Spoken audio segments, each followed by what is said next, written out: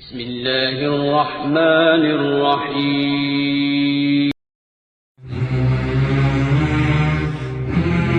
جو نماز میں عجز و نیاز کرتے ہیں اور جو نمازوں کی پابندی کرتے ہیں، یہی لوگ میراث حاصل کرنے والے ہیں۔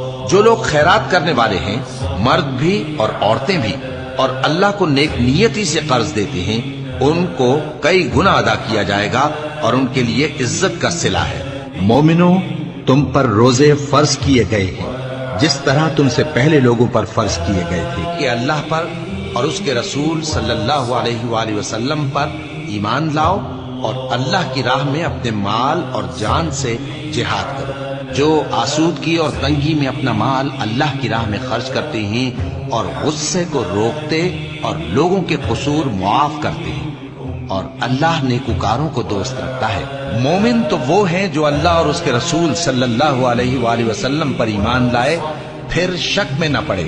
جس نے توبہ کی اور ایمان لایا اور اچھے کام کیے تو ایسے لوگوں کے گناہوں کو اللہ نیکیوں سے بدل دے گا۔